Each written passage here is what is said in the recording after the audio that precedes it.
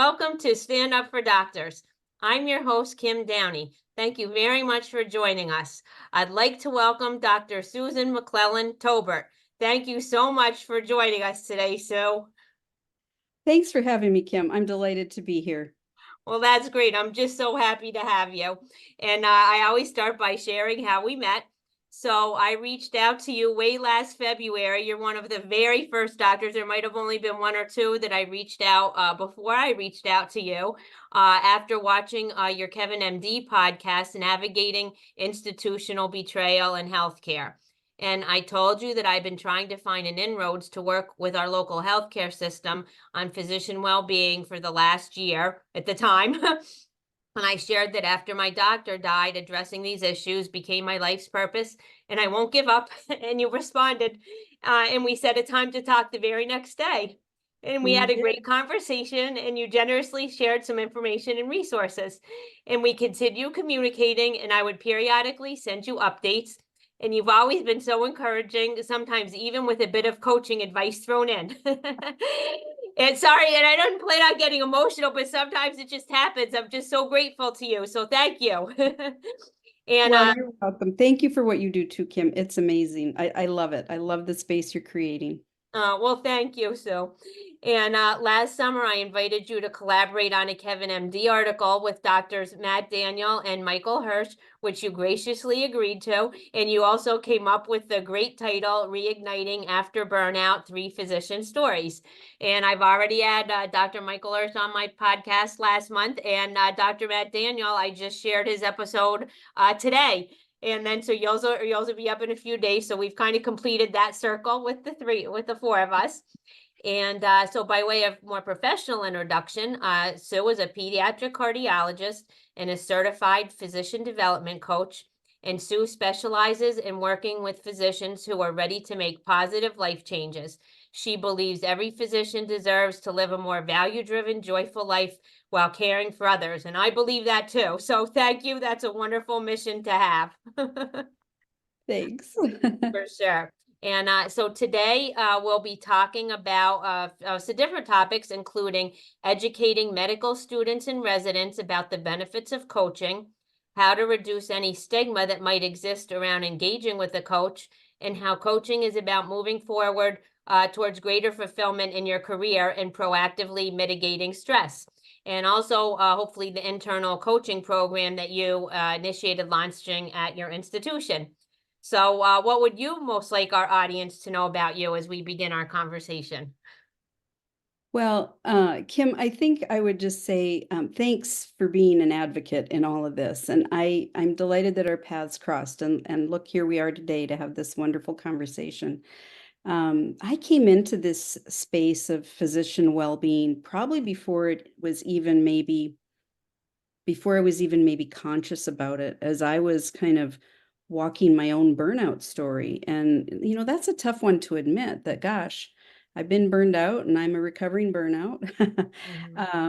But I think that oftentimes when humans face struggle, then there's opportunity for overcoming and recovering and moving forward. And as I kind of walked through my own journey and came out on the other side, I realized, wow, there's some learning that's taken place here that I'd love to share with others. So I am particularly passionate about the challenges that healthcare providers are facing today. And even those that are early in their career or still in training, the sort of maybe the challenges that they're not even aware of yet. And what I love about the coaching approach is it's not about telling a grown-up what to do. None of us like to be told what to do. What I fell in love with was just this kind of gentle, thoughtful partnership that can occur between coach and client that allows the client to kind of move forward and explore where they want to be in life, move toward their ideal self.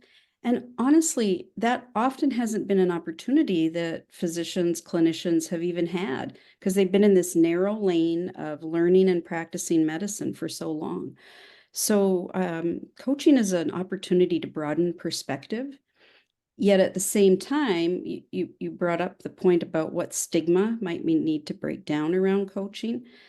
And so there's probably as many varieties of coaching that exist out there as there are, I don't know, types of apple trees, maybe. Mm-hmm. Mm-hmm. And sometimes coaching can be kind of given this bad rap because it's like Mm-hmm. you must be broken, so you have to get coached to be Mm-hmm. fixed. Mm-hmm. But in fact, even if you look at coaching for athletes, they're Mm-hmm. good and they're moving toward better.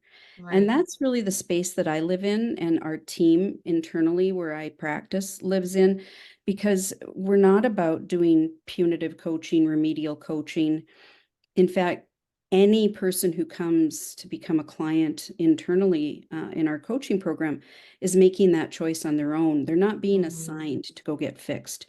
Mm-hmm. And so that is actually a whole refreshing mindset that I discovered in coaching myself, undergoing it is wow, this person across from me is considering me whole and Mm-hmm. considering that I can figure it out on my own.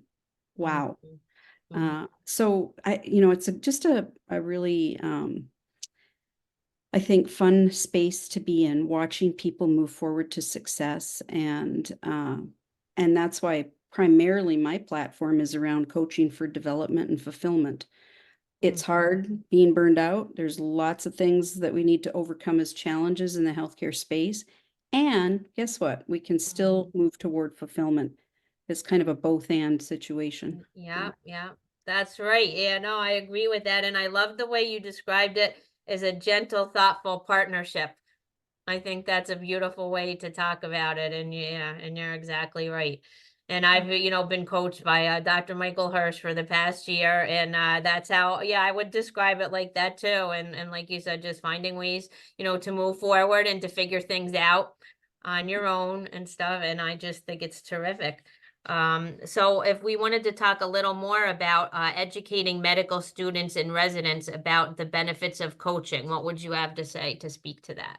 Yeah, in our internal program, we've explored that a little bit, and we do offer a 6 session group coaching program to any interested residents. Again, they're making the choice to come because many of them don't feel that they have the bandwidth or time or energy to do so, depending on what rotations they're on. But for those who do come, we touch on really common basic topics. And for instance, flexibility, perseverance, improving Mhm. communication, exploring self-care, which is definitely on short order in medical training. Right, Um, just habits in general. When are we on automatic, and what does it look like to be more aware of our surroundings and more engaged and in the moment, which is mindfulness itself. Mindfulness is so beyond yoga and meditation, just right. being in the moment. And certainly, for those who have participated over the past 4 years of the program, we've gotten some really fun feedback and Mhm, ideas. So that's the kind of the co-laboring that occurs, that we might introduce at the beginning of a group session one concept, let's say about what does it mean to be flexible and how does that show up in your day-to-day work currently.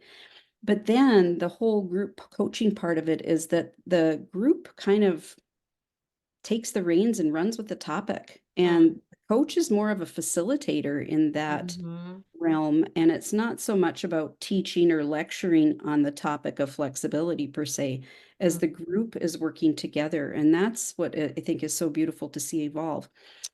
And I think, though, that one of the challenges we face is, again, kind of overcoming that concept of I'm broken, so my uh, mhm, residency director must expect me to go get coached. And that's not it at all. We want right, to make certain that for any of our internal coaching and for the institutions that I work with who are interested in starting an internal program, that we're really starting with the right coaching mindset.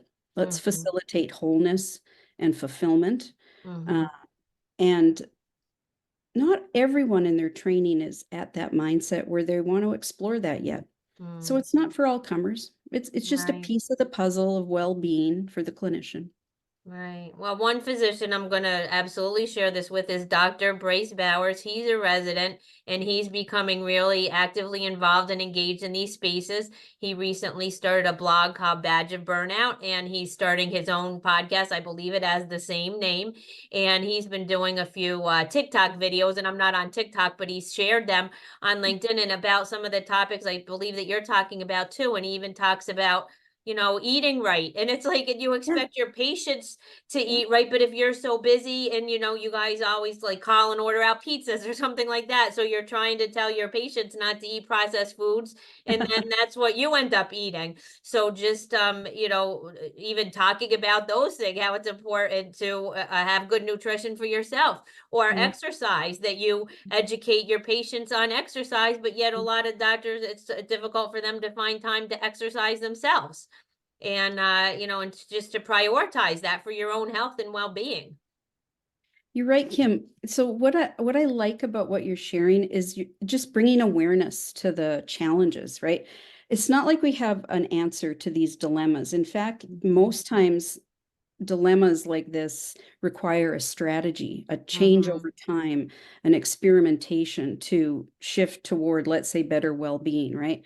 But it starts with being aware of the challenges Mhm. that are going on. So that's right. Poor sleep, not Mhm. eating healthy, not even taking proper bio breaks. You're running yourself Mhm. dehydrated all day while you're working your Right. 24-hour shift as a trainee. Simply bringing awareness to these are challenges and you're not alone in this can be beneficial. And then from there, what's next, right? Just take little steps at a time to try and Right. figure it out. Right. Uh, the other thing that's interesting around that whole topic of, what have we actually accomplished in the burnout space and the well-being space for clinicians over the past many years, past maybe 10 years, where this has been kind of Mhm. more of a hot topic of discussion. Well, we don't have a national program to fix things. Everybody's kind of inventing their own wheel to Right. turn. Every institution is different. There's tons and tons of good ideas out there. Mhm. Psychological resources abound, right? So Mhm. it's like we have the Lego pieces, but we have Mhm. not built the house yet. Right. And I'm always a big one about let's not reinvent the wheel. So sharing of Right. ideas, which I love, that's what you do, right? You Yes. help kind of get these Yes. ideas between clinicians, Yes. kind of stewing and growing. And so I'm a big proponent of, wow, we need to take this 30,000-foot view now because we're Mhm. stuck in the weeds of trying to find these Yes. fix-its. How are we going to build the house and how are we going to make it welcoming and open to everyone who is facing these same challenges? Lots of ideas around that too, but I just want to throw it out there. What have we actually fixed or changed in the past several years? Mhm. Um, and the burnout rate is climbing. The physician suicide rate is still 2 times the national average. We haven't had a lot of impact yet. Mhm. More to Right. And come. again, I'm working with Medicine Forward as well to try to see what we can do on more of a national level. So I'm hoping that we'll be able to make some, positive steps in that direction. And one other thing, it might have even just been today that Dr. Bryce Bowers dropped, was about boundaries. And I talked about that with Dr. Michael Hirsch in our episode, and setting boundaries. And I know the earlier career you are in a resident, there could be real and perceived obstacles to setting boundaries, right? And you do have less control earlier Yeah. in your career, but I think everybody does have more control than they think they do, and that it's always important from the very beginning to set some boundaries. Absolutely. Yeah. Boundaries, I think communication, defining clear expectations of anyone who's a team member, uh, not being afraid to move forward to resolve conflict. I mean, these are all things Mhm. that we did a study internally with our individuals who participated in our coaching program, and those were some of the big themes. I feel more confident in my role. I'm willing to explore new things. So change, right? I'm willing to explore change. I have improved my communication and conflict resolution skills and boundary setting. So Mm-hmm. That's what coaching does. The Yes. client comes with the topic and we're willing to explore it and facilitate as coaches. So Yes, exactly. So with your program, how do you reduce any stigma that might exist around engaging with a coach? Is it the way that you advertise the program? yeah, you bring up a good point. So internal coaching programs are a bit unique because you do internal marketing then. And so in 2017, at the institution that I'm at, we pulled together a wellness committee and we kind of sat around the table and said, what are we going to do? And a few months into us meeting, I happened to discover physician coaching and I went and I took a course. I'm like, I'm going to dive in and see what is coaching all about. And it really was enlightening because I thought, wow, if we're looking at promoting fulfillment and development and helping people move toward their ideal self, currently that's not available internally at all. We were given autonomy really to develop the program. And through our coach training that 5 of us received, which in fact was an amazing blessing from administration to be able to do that Yes, autonomously and to get it done because it's not always inexpensive. right. Um, what we decided as we were developing the program is we do need to ally with really key players within the institution. And that included then the HR representatives, EAP, the Employee Mm, Assistance Program, with its behavioral health members. We got messaging out to the department chairs because they're often the ones who are first line dealing with clinician challenges, conflict resolution.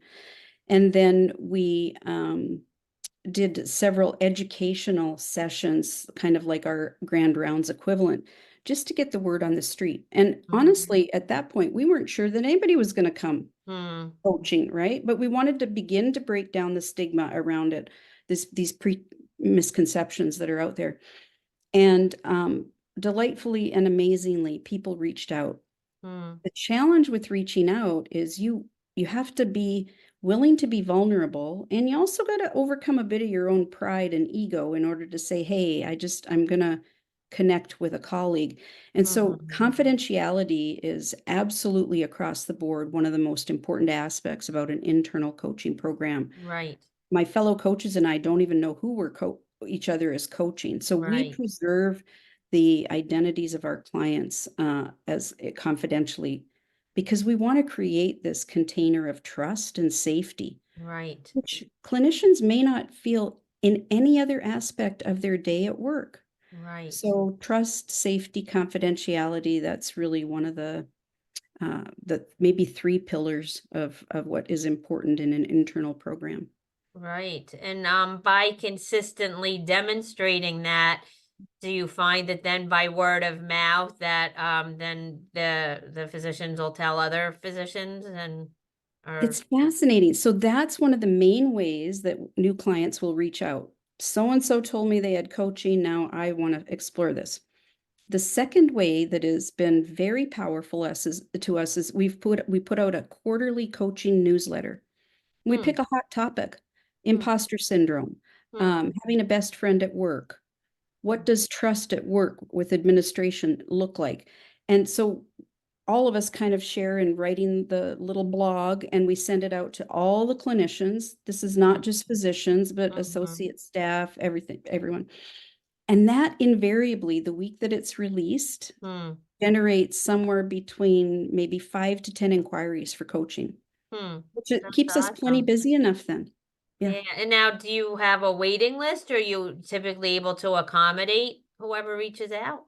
We're typically able to accommodate. Our team's each been allotted zero 0.1 FTE of coaching time. So again, there's investment by the institution. And Yeah. I just want to point out that most coaching programs and well-being programs across the country are horribly underfunded. So Right. administration needs to be invested in this. That's part of the Right. investment. And so with that, we're easily able to accommodate. That gives us 20 hours of coaching per week. And Mm, most clients will come maybe once every 2 to 4 weeks for their session. okay. Again, in our review of our data, clients engaged for an average of 9.3 months. Hmm. And so, that's maybe what it takes from a Mhm. clinician standpoint to make a positive shift in life. It's like pregnancy. Yeah, exactly, 9 right? months for a That's positive true. shift, giving Birthing birth your to the new future. you. Right? Yeah. Isn't that interesting? And I haven't seen that data anywhere else. So those Oh, data okay, anywhere that is else. So very interesting. So to actually get it started, was that you, after you had received coaching, that you were the primary person that approached your administration and that they were open to it?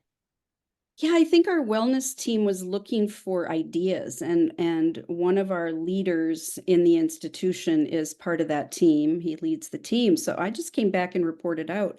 I think there's something here. Can we explore it more?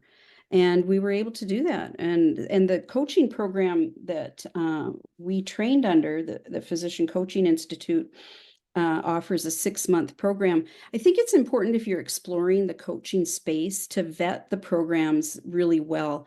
You want it to be an ICF, the International Coaching Mhm, Federation certified program. So just like we get board certified in medicine, ICF is sort of that gold standard for coaching.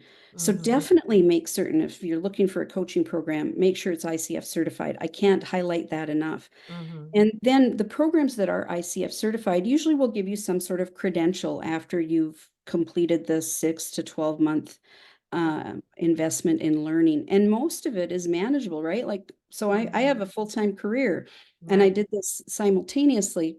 But I really feel like it's such an enjoyable space to be in, learning in that, and most clinicians are lifelong learners anyway, that right. it really is kind of a highlight in your week when you're doing the coach training. Uh-huh. So yeah, but there's many programs out there, not just the one that we participated in, that will give you really solid coach training. Just make sure Right, it's right. And ICF in the certified. grant that you received, was that to fund the five of you to get the training? Yep. And so we were funded, administration funded the 5 of us to get training, and 2 of the individuals completed training a little bit later than the first 3 of us did. But we started basic. It's like developing a business of its own internally to the institution. We developed a mission and vision statement. We identified our values as a group. We have Mhm, monthly meetings. We have administrative tasks. We've been given IT support to develop our own internal web page. We have a scheduler who helps with scheduling appointments.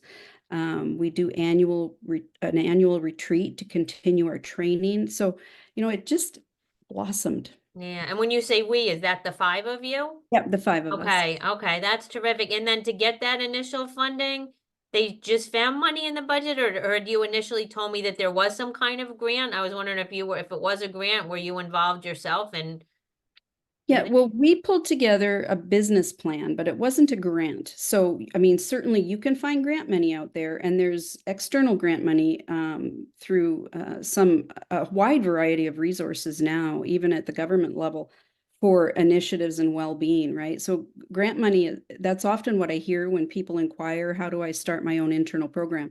Um, Thankfully, administration was vested in the wellness of its clinicians, and they gave us the funding to have the 5 of us get trained. We didn't have to write a grant.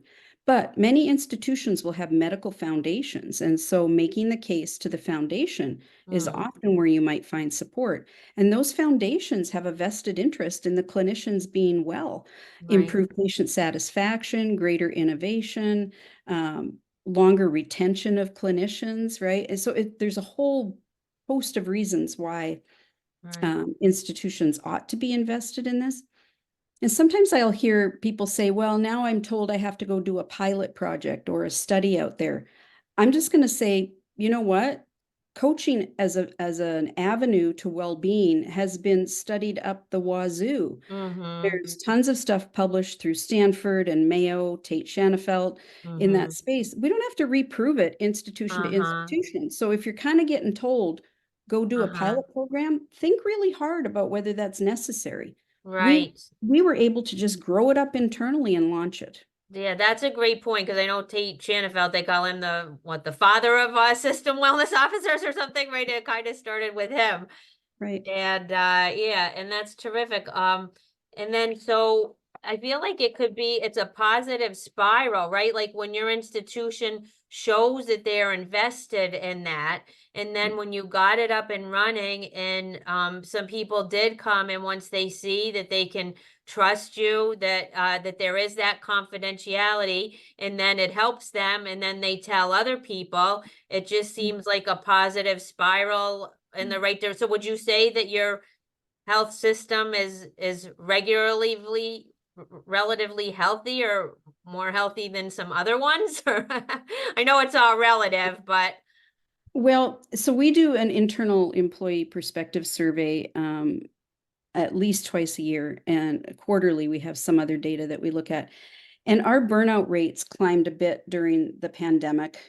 So this year is going to be really important to see where we're landing. And I wouldn't say that we were incredibly burned out as a group at the beginning anyway. However, I think we have to be a little bit cautious about that, because sometimes individuals who are the most burned out don't have the energy and the wherewithal to want to reach out for coaching. right, Uh, or nor do they have the energy to say, wow, I really do want to, become my best self. I remember those feelings, is that I don't want to do anything. I just want to get through the workday and come home and right. disconnect. And so we just really need to be mindful. But here's my thought on this. If we say the national average of burnout from Medscape 2022 survey was 63% across the board, that means that so 63%, there's 37% of clinicians out there who are saying they're not burned out. Why can't we hold one another, Mm-hmm. ourselves, accountable to saying, gosh, if I'm not burned out, how Mm-hmm. can I put a little bit back into the system to help a colleague who might be? How Right, can I be a little bit positive? How can I yeah, maybe right, right, boost the morale of my team a bit? So like begets like, right? If we are right. able to stir up those positive emotions of gratitude and Yes. uh, you could even say joy, but that's a big one. Uh-huh, right. Happiness, just this feeling that all is not lost. Mm-hmm. Um, it can spread internally and shift the culture. And you're And right, and so, it sounds simplistic, but it's true. It really is true. yeah. And so So you those get of us who are in a relatively healthy space ought to model for our colleagues and not be afraid to reach out when we see someone who's withdrawn or who looks like they're having a hard day. We need to really lift one another up. right. And is there one piece of advice? Because Dr. Amna Shabir, she's collaborated on one of my articles as well, and she, in a post or a blog herself, commented that when she was in that space, it's exactly what you're saying, that you're so exhausted, you don't have the energy to reach out. Do you have any advice for someone who might be feeling like that? They can just take that first step to get help? Well, what comes to mind, Kim, is that you have to take care of yourself first. And if you've never done that because you've been giving the best of yourself to everyone else, then it's time to actually call a timeout. And that means choose time to pause, choose time away from work, choose time to be mindful and thoughtful about what your own needs are. Because often we haven't even identified what our own needs are. Mm-hmm. And that might actually mean a break from work. It might mean that you need to Mm-hmm. take a sabbatical. It might mean you need FMLA and reach out and try and find ways to not only mentally, but often physically, emotionally, spiritually, sort of recharge yourself. And then I'd also say is that we shouldn't necessarily play it safe. Life is going to happen no matter what. So being willing to take some risk, being willing to Mm-hmm. explore, being willing to reach out to a colleague and say, hey, could you listen to me for a minute? Mm-hmm. Then we move past cautiousness, and Mm-hmm. and we actually, that piece of connection is so important. Mm-hmm. So take care of yourself. Don't be afraid to connect. Um, it all sounds risky, but it's worth it in the end. And I agree with everything you said, and I hear that over and over again, the critical nature of taking a pause, and whether pause means getting enough sleep, whether it means taking a little break from work, because if you're exhausted, you're not thinking straight, and it's harder to make decisions that are in your best interest, right? Coming from that place. And then also we talk repeatedly about vulnerability and connections, being willing to be, like you said, just a little vulnerable and tell somebody a little something like, hey, I'm not okay. Hey, I might need help. Just reaching out to someone, and then like you said, just the importance of connections, finding a community and people that you can trust and be connected with. That makes all the difference. So, well, thank you. This has been a wonderful conversation. I really appreciate you coming on and taking time out of your busy schedule to speak with me. Thank you, Kim. It was delightful to connect with you today. Thank you for the opportunity to chat. Oh, sure. So, how can our listeners get in touch with you? So I have a web page and I like to blog, and that is at healingedgecoaching.com. And then also I'm on LinkedIn under my name, Susan MacLellan-Tobert. So I'm happy to hear from anybody. Okay, well, that sounds great. So, how I usually close this is I say, to move the needle in healthcare, we all need to raise our voices and we all need to care about each other. We already know that doctors need to care about patients. Patients need to care about doctors too. So stand up, doctors, and let's stand up for doctors. Love it.